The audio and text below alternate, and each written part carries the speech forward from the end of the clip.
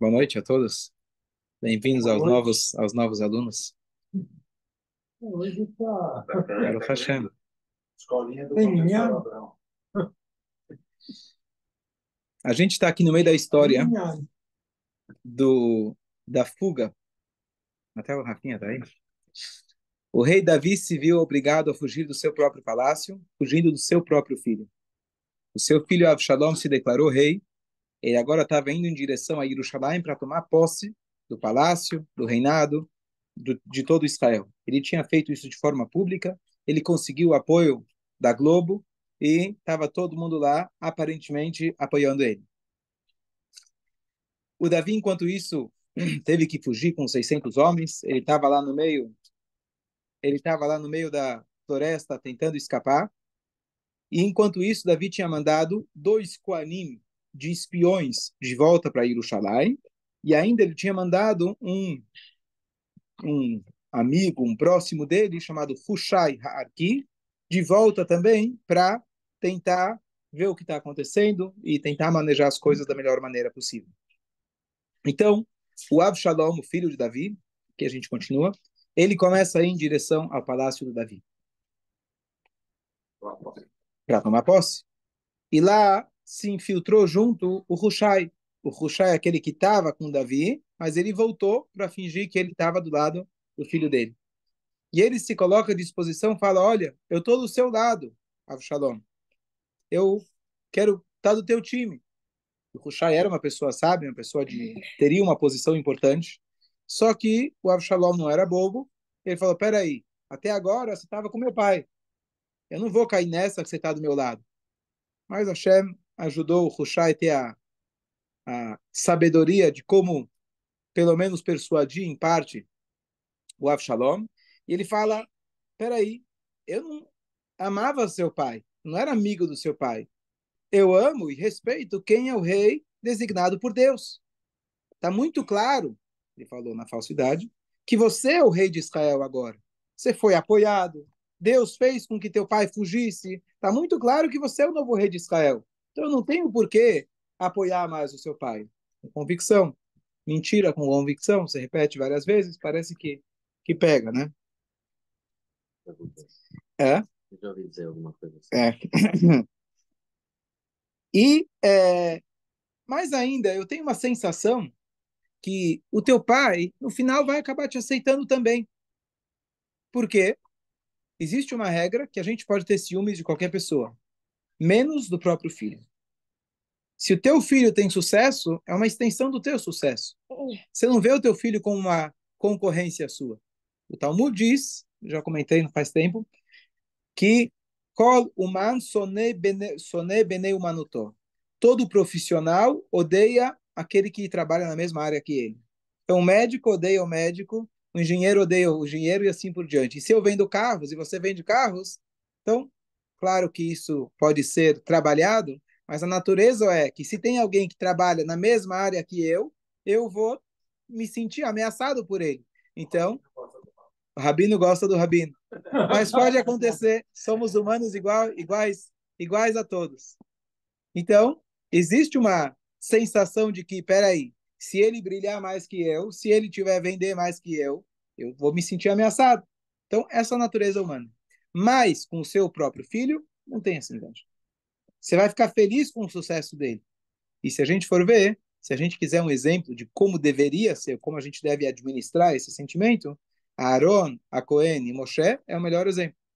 Moshe, por uma semana, recusou para Deus, falou: Eu não quero ser o líder de Israel, não quero te ajudar. Por quê? Porque ele tinha um irmão mais velho. Quando Hashem vira e fala: Verá, Vesamach, Bedibó, ele vai ver você, ele vai ficar contente por você. Aí Moshe concordou em, e de fato foi assim. Você conseguiu olhar para o teu irmão, para o teu concorrente, para o teu primo, para aquele cara que está indo melhor que você, ele se tornou o líder escolhido de Israel, e você falar, eu estou realmente feliz pelo seu sucesso. Não é fácil. Especialmente quando ele está, aparentemente, tomando um lugar que seria teu. A gente viu isso de Jonathan, mesma coisa, ele amava o Davi, mesmo que Davi tomou o lugar dele. Então, essa é a maneira, a gente tem exemplos positivos de como a gente deve administrar isso. Então ele vira e fala, teu pai não vai ter inveja de você. Então, todo o teu lado, teu pai no final vai acabar aceitando. Então Deus já te escolheu e teu pai vai te escolher. Então Absalom ainda ficou na dúvida, vou ficar de olho nesse cara, mas colocou ele na posição de conselheiro real. Hushai. Hushai. Mas ele estava como ele era espião do Mossad, lá da Maguen David. Então, Ele era espião do rei Davi. ele era espião do rei Davi. E aí, agora, o Avshalom, ele se vê na posição que ele está quase assumindo o poder, mas ele tinha medo de que Davi pudesse voltar, se organizar, fazer uma contra-rebelião. Número um. Número dois, ele tinha medo que o povo, será que o povo realmente ia aceitar ele? Ele fez um esquema, só que foi um esquema, ele conseguiu enganar os sábios, conseguiu enganar as pessoas, mas agora que ele conseguiu o poder, ele queria realmente afirmar o seu poder. E você vê que muitos líderes perversos, eles têm essa noia, essa paranoia de que achar que está todo mundo contra eles. Um péssimo exemplo para isso, mas era o Stalin, o Marshmó, como ele matava todos aqueles que talvez pensassem que... E aí ele matava. A mesma Svexia, que é o grupo judaico, infelizmente encarregado de delatar os próprios judeus, no final das contas, eles que ajudaram Stalin também foram executados por ele. Ele pensou, etc. O maior exemplo dessa paranoia é o próprio Paró. O povo estava crescendo. Talvez eles vão se juntar com o inimigo, vão matar a gente. Alguém levantou um dedo. Aí ele tinha essa paranoia. Então, Avshalom estava com medo, e aqui justificado, de que a coisa pudesse inverter. Então ele vira no palácio dele, agora o palácio de Davi. Gente, o que vocês me aconselham? Como que eu posso garantir que o meu reinado vai estar bem, firme e estabelecido? E o primeiro a falar, e o mais inteligente a falar foi, como chamava? Ahitofel. Era o ex-conselheiro número 1 de David, traidor, malvado, mas extremamente sábio, que mudou de time e ele torcia para quem ganhava. Então ele mudou para o Avshalom. E essa era a maior preocupação do Davi, quando ele perdeu o conselheiro dele, e o conselheiro iria ajudar o oponente, o próprio filho dele. Aquilo que ele falava que ia acontecer. O que ele falava era 100%. O que ele falava era 100%. O que Davi tinha rezado é para que o seu conhecimento caia em ouvidos surdos, ou seja, que ninguém preste atenção no que ele fala.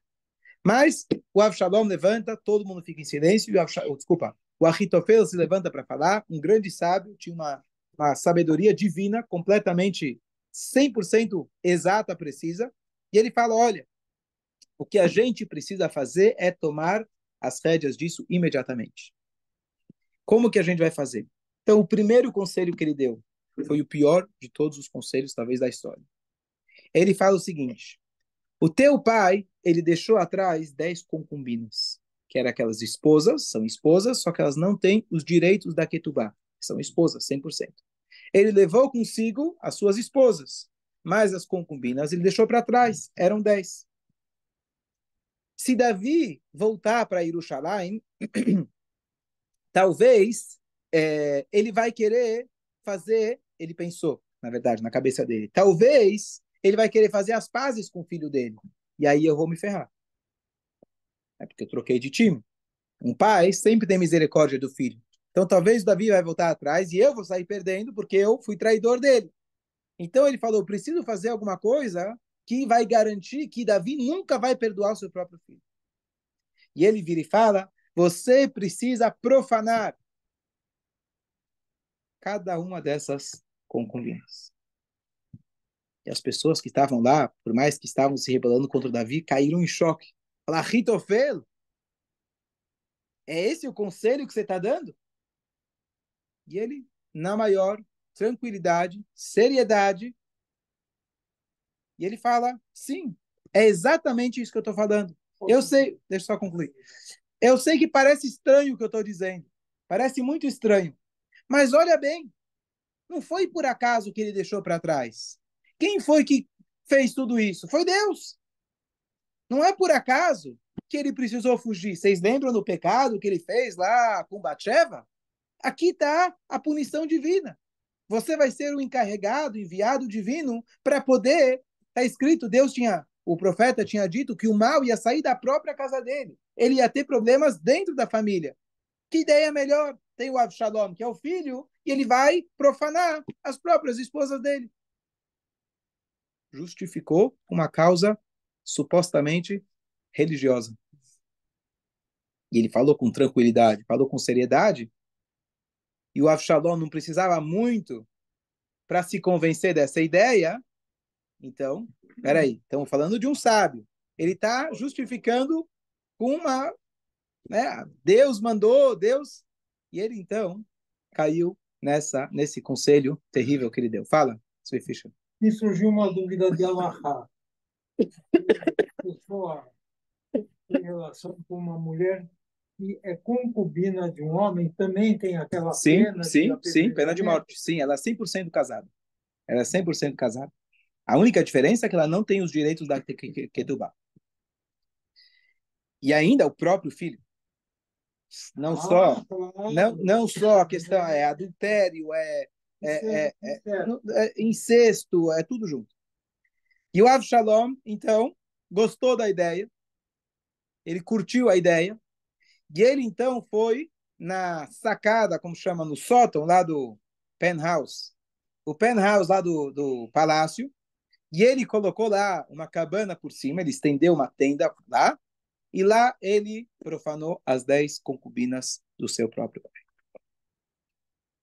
E aqui aconteceu uma coisa que Hashem, ele pune, Deus nos livre a pessoa, mas na mesma moeda. Davi Amelech, toda a história dele com Batsheva começou quando ele estava no penthouse dele, quando ele estava no teto dele, no telhado dele, lá ele viu a Batsheva. Então Hashem fez com que a resposta também fosse no telhado.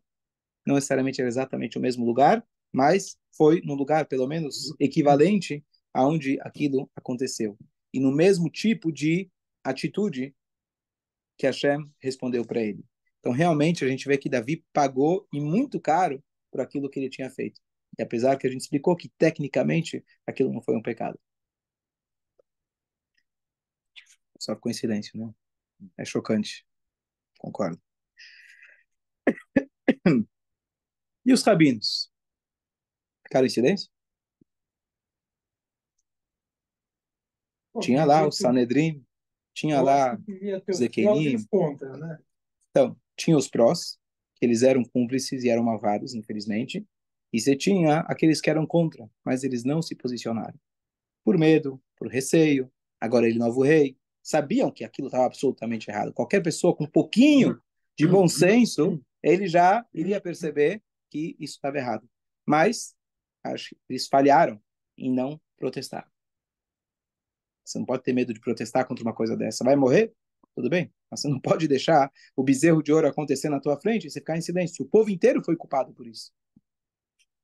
Então, acho que a primeira lição aqui, a gente tem um bom senso natural que a Hashem coloca na gente. Hoje de manhã a gente falou sobre o medo natural que a gente tem, de se colocar numa situação de perigo. A Hashem já coloca isso dentro da gente, a gente tem que estar alerta para isso e respeitar esse medo que a gente tem de não se colocar, a gente falou, de não passar uma água corrente acima do joelho, acima da cintura, a pessoa não deve se colocar em situações de esportes radicais, a gente falou de manhã a respeito, etc. Então, nós temos um bom senso natural que a Hashem coloca na gente. Especialmente quem estudou Torá. E às vezes, com um bom discurso, o cara que fala bem, o cara que parece o grão rabino, que era o caso, Hitofel era um cara, ele era o conselheiro de Davi, ele fala de uma maneira que te convence, ele fala de uma maneira séria, você está falando um absurdo. E as pessoas se deixam cair, se deixam levar. A gente tem que confiar um pouquinho no nosso conhecimento, no nosso bom senso, e falar, peraí, pode ser que quem está falando seja o maior dos maiores. Será que não está errado? Será que não tem interesse particular, próprio, que ele está interessado nessa causa? Isso aqui é um absurdo. E hoje, mais do que nunca, a gente vê absurdos sendo falados todos os dias, mas a pessoa falou, ele, cara, deve ser um cara importante. Então a gente tem que saber que a gente tem que ter a Torá e a gente tem que ter rabinos de confiança. E se por acaso ele fala um absurdo, talvez valha a pena consultar com outro. Talvez valha a pena você, se está indo contra todo o senso, vale a pena você ver se realmente aquilo está correto. Então, é uma coisa na vida importante da gente sempre estar atento, estar alerta, e eu acredito que qualquer um que estivesse lá quando ele falou profane as 10 do seu pai, deu um choque. Ah, depois convenceu. Não, tudo bem, não é tão mal, talvez é correto, talvez ele tenha razão. Então, se te deu um choque, se está estranho, leve em consideração. Não quer dizer que esteja errado, mas leve em consideração e vai consultar. Vocês podem imaginar o que deve ter acontecido com Davi Amelach quando ele escuta essa notícia que o próprio filho dele cometeu um erro deles. E ele vira e fala para Hashem com muita dor. E ele fala, se tivesse acontecido isso com qualquer outra pessoa, eu estaria sofrendo. Se quem fizesse isso fosse outra pessoa, eu estaria sofrendo. Mas o meu próprio filho, então ele vira para Hashem e fala, olha como eu estou em momentos difíceis, olha como eu estou com problemas. Ele realmente lamenta para Hashem, apesar que a gente falou que quando ele foi expulso de Jerusalém, ele saiu com alegria, com confiança, mas quando isso aconteceu, isso realmente foi uma dor terrível que Davi Amelech ele teve. Mais uma? Próximo capítulo? Todo mundo em silêncio, todo mundo chocado? Vamos lá, é de chocar mesmo, Baruch Hashem. Próxima, Ahitofel agora dá mais um conselho. Fala, agora eu já consegui que o pai nunca mais perdoe o seu filho. Pelo menos na sua concepção. Ainda Davi Amelech, não sei se vai perdoar, mas Davi Amelech ainda tinha misericórdia de seu filho, vai proibir que alguém matasse seu filho. Mas Ahitofel, ele dá mais um conselho. Ele fala, olha, o perigo é iminente. Qualquer momento Davi Amelech pode voltar, se organizar. Você precisa, Avshalom, pegar todas as tribos de Israel, pelo menos 1.000 de cada uma delas, 1.000 soldados, e já agora, no meio da noite, fazer um ataque surpresa ao Davi. Pegar ele despreparado. À noite, você tem mais chances. O quanto antes, você tem mais chances, porque está menos preparado. E assim você vai garantir que as pessoas realmente vão te respeitar. Qualquer coisa que aconteça, de repente Davi volta, as pessoas vão apoiar ele, sabe lá o que vai acontecer. Para que o seu reinado dê certo, você precisa atacar o seu pai imediatamente. E ainda eu vou cuidar para que não morra muita gente. O tzadik, afinal, Ahitofel. Eu vou cuidar para que a coisa seja administrada de uma forma que eles vão direto buscar o teu pai.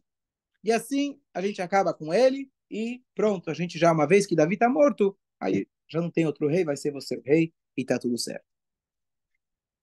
Avshalom ficou na dúvida. Pela primeira vez, o Ahitofel ele vê que o conselho dele não foi aceito imediatamente. Era um grande ataque ao orgulho dele e um grande erro do Avshalom, porque aquilo que Ahitofel falava ia acontecer. Mas Hashem, por reza do Davi lá atrás, fez com que o rei não, suposto rei, Avshalom não escutasse ele. Ele falou, deixa eu escutar mais uma opinião. E ele então escuta a opinião de quem? Do amigo do pai dele, certo? Do Eli Cohen. E ele vira e fala, não é bem assim. Com todo o respeito, todas as vezes o Ahitofel de fato tem razão. Mas dessa vez eu acho que ele está enganado. Também é um truque de fala, né? Realmente eu concordo que ele sempre... Mas dessa vez, então, ele também, Hashem deu para ele o poder político, a fala convincente. E ele falou, não pensa que aqueles homens, 600 homens, estão desorganizados. Eles não são tão fracos assim. Eles não são bobos. Eles sabem que qualquer hora a gente vai aparecer. E você acha que o rei Davi é bobo? Sabe quantas cavernas, quantos buracos tem lá no lugar onde ele está, no deserto que ele está?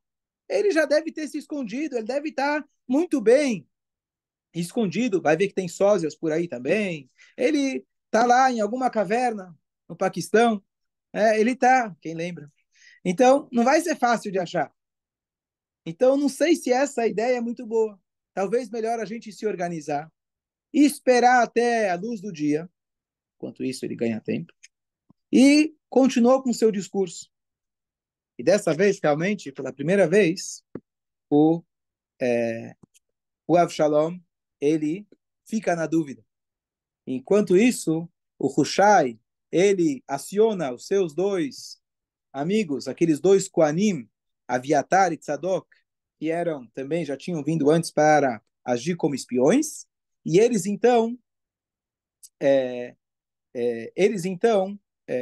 eles vão agora dar a mensagem para o rei Davi o que estava para acontecer, para o Davi se preparar, se organizar e fugir a tempo. Então, eles dois, eles começam a, a fugir.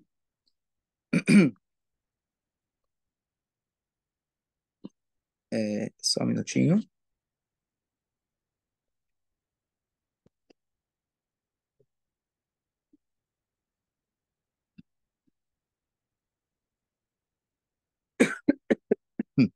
Tinham dois outros Koanim, então agora os espiões vão acionar outros espiões, outros dois Koanim chamados Yonatan e Ahimat, não é o Yonatan, filho do Shaul, que eles estavam nos subúrbios da cidade, esperando ver o que estava para acontecer. Então um acionou o outro, que acionou o outro, e assim eles começaram a fugir para dar a mensagem até o rei Davi. Só que o Avshalom lembra que o tempo todo ele não estava confiando 100% no Hushai. Então ele colocou lá um negócio para escutar as ligações dele e ver o que está acontecendo. Ele tentou descobrir, ver se realmente ele está querendo ganhar tempo ou ele de fato está preocupado comigo. Então alguém viu aqueles dois saindo em direção ao Davi e é, logo entenderam o que estava acontecendo. Então, aqueles dois tzadikim, aqueles que fugiram, eles, na verdade, enquanto eles estão fugindo, eles percebem que estão sendo perseguidos, então eles tentam um lugar para eles poderem se esconder, e eles passam na casa de Shimi. Shimi era aquele cara que tinha amaldiçoado o rei Davi. Quem lembra? 2 shurim atrás, ele tinha amaldiçoado o rei Davi, tinha jogado pedras no rei Davi. Só que Shimi não estava em casa. Quem estava era a esposa. E a esposa dele era gente boa. E ela deu cobertura para esses dois. E lembra bastante a história lá no início, a primeira história de Yoshua, que os dois espiões de Yoshua foram até a casa da mulher Rahav. Ela cobriu eles e Hashem ajudou para que eles não fossem vistos e assim não aconteceu nada com eles. Então, nesse caso, ela cuidou deles, ela cobriu eles com um cobertor, espalhou trigo para como se fosse secar no sol e eles se esconderam lá dentro. Assim, Hashem protegeu eles para que a informação pudesse chegar até o rei Davi e eles não fossem mortos no caminho. Então, aqui até aqui a leitura de hoje. Quais são as mensagens? Qual a mensagem para nós? Rafa. Primeira, não é acreditar em tudo que as pessoas falam, por mais sério, não acreditar de uma maneira séria e correta, que é verdade. Sim. Segunda.